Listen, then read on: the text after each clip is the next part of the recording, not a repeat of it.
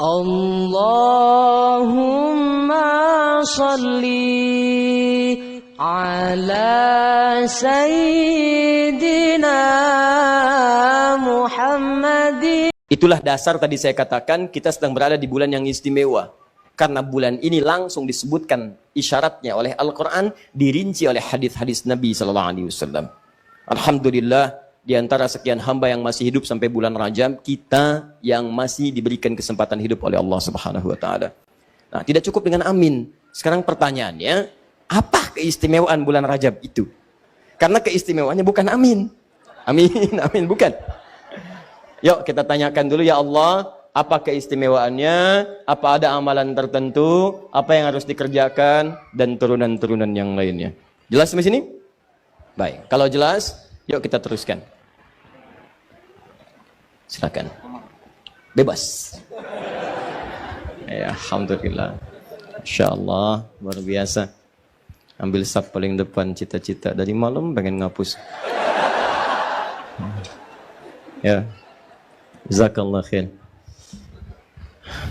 Antum dari mana? Dari Jogja. Masya Allah. Langsung ke sini. Pakai motor. Masya Allah. Buat ngapus dari Jogja ke sini. Biasa. Tolong panitia, ini sahabat kita pertama yang mendapatkan at-taisir insya Allah ya. Hari ini. Dengan bukunya ya. Baik. Mau tidak? Mau. Baik. Sudah, lihat fokus ini. Teman-teman. Pertama, kembalikan dulu ke Quran. Surah ke-9 tadi, ayat 36. Nanti turunannya kita temukan dalam hadis Nabi. Riwayat Muslim. Saya sebutkan yang sahih dulu ya.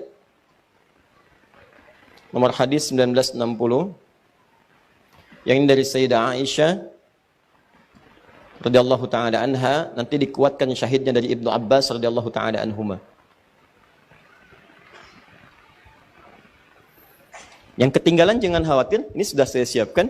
Saya tulis langsung, ada yang tulisan tangan, ada yang saya print juga. Yang hadis palsunya saya turunkan sampai ke rawi-rawinya, sampai di mana palsunya, siapa orangnya, di kitab apa. Ini semua ada di sini. Ya. Sampai yang bahasa Arab juga ada, kalau nanti yang mau pakai bahasa Arab, khusus spesial, saya kasih tanpa harokat. Nih. Ya, alhamdulillah. Supaya bedain, ini bukan Quran, yang Quran dah harokatnya itu kan. Jangan sampai baca tulisan ini pakai mad lagi nanti pokoknya. Rajabun maudhu gitu.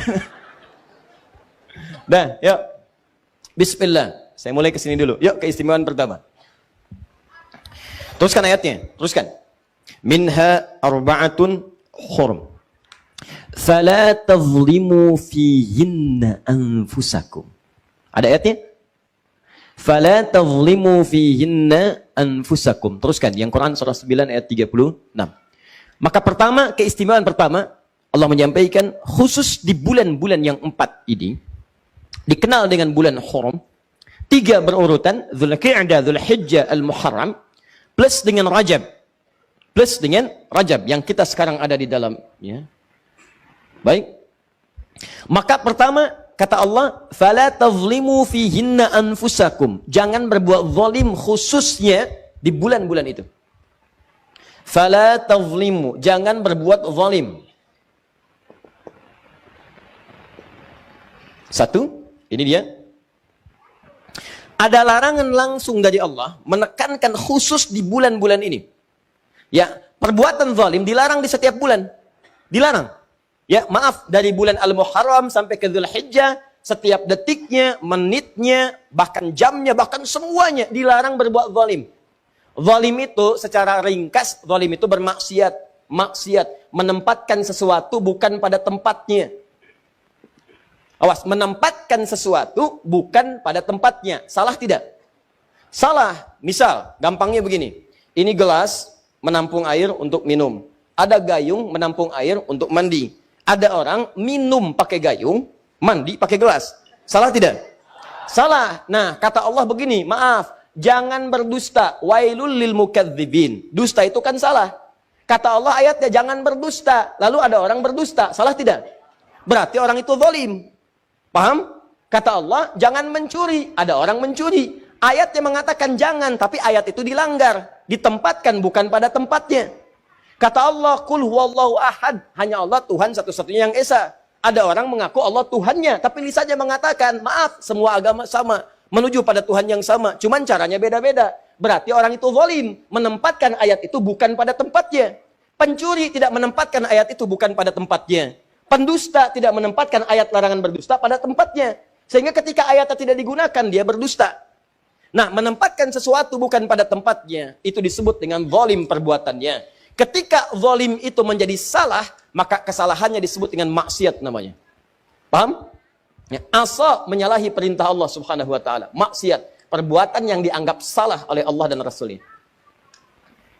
Jadi kalau kita ingin terjemahkan secara singkat, zalim itu secara singkat perbuatan maksiat yang dilarang oleh syariat. Kalau sudah maksiat berarti melahirkan dosa, begitu rumusnya. Maksiat lawannya taat. Awas, hati-hati. Taat melahirkan pahala. Lawan dari taat, maksiat melahirkan dosa. Di Quran itu cuma ada dua. Imma taat untuk dikerjakan, atau maksiat untuk ditinggalkan. Makanya agama itu sederhana. Kerjakan, do it, kerjakan. Atau leave it, tinggalkan. Kalau ada perintah kerjakan, itu pasti amal soleh, taat. Kalau ada perintah tinggalkan, itu pasti maksiat. Contoh, kita ambil turunkan misalnya taat terkait dengan ketaatan, perintah-perintah amal soleh. Salat. Alladzina yu'minuna bil ghaib wa yuqimunas salat. Wa mimma razaqnahum yunfiqun, ada infak. Ya ayyuhalladzina amanu kutiba alaikumus siyam, puasa. Ya, ada haji, ada umrah dan sebagainya. Ada Al-Qur'an. Ini semua terkait dengan ketaatan. Perintahnya pasti kerjakan.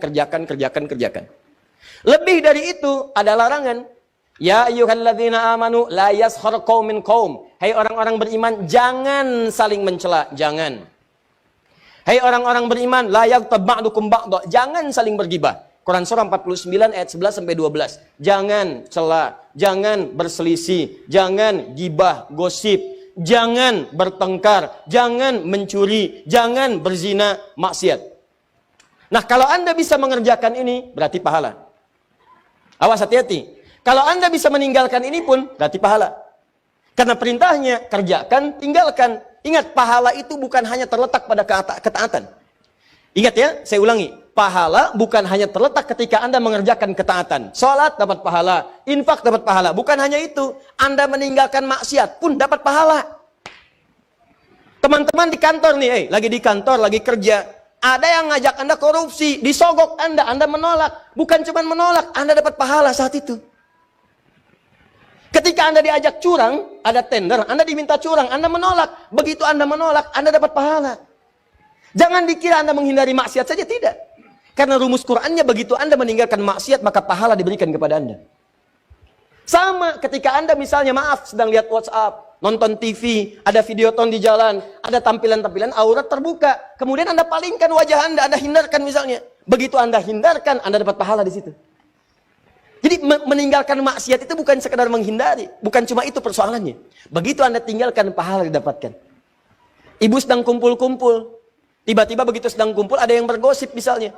Kemudian ibu alihkan kepada pembicaraan yang lain. Itu begitu Anda alihkan, Anda mendapatkan pahala.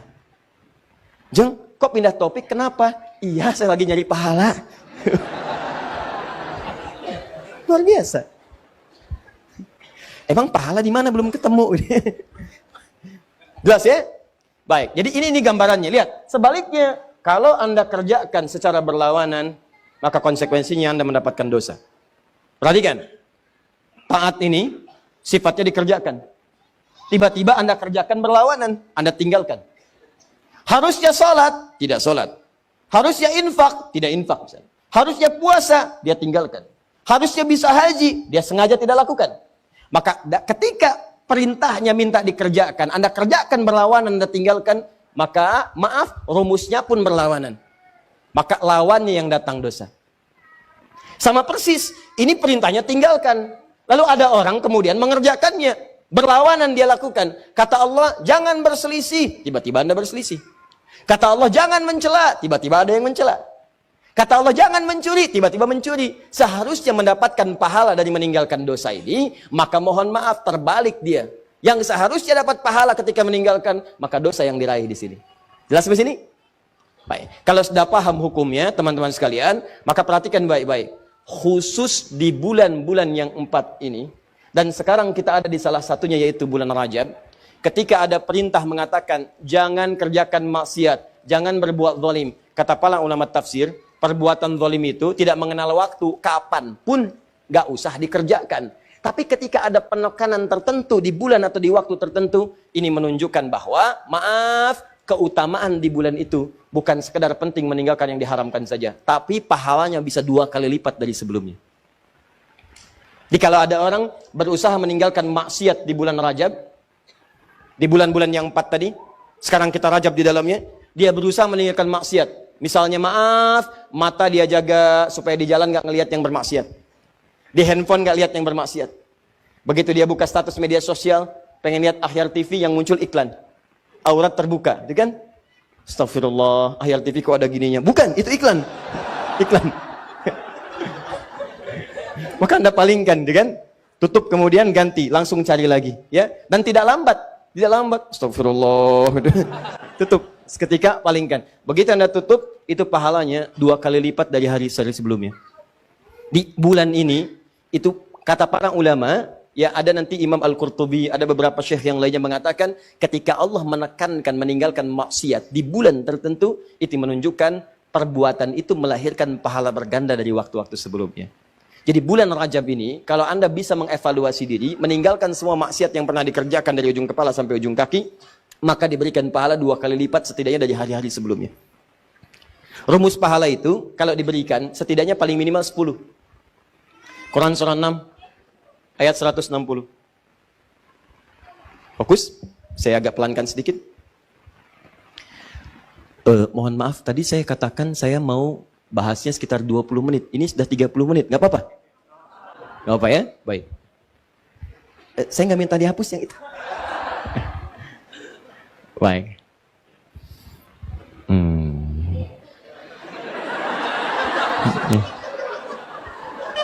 Semuanya aja mas. Semuanya. Ya semuanya nggak apa-apa ya. Ya terima kasih. Ya. Ya. Terus dorong papan tulisnya, dorong masukin ke dalam.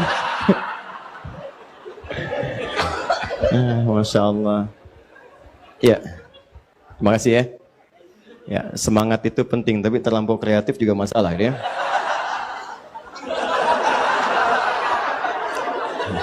Jazakallah khair. Quran surah ke-6 ayat 160. Ya.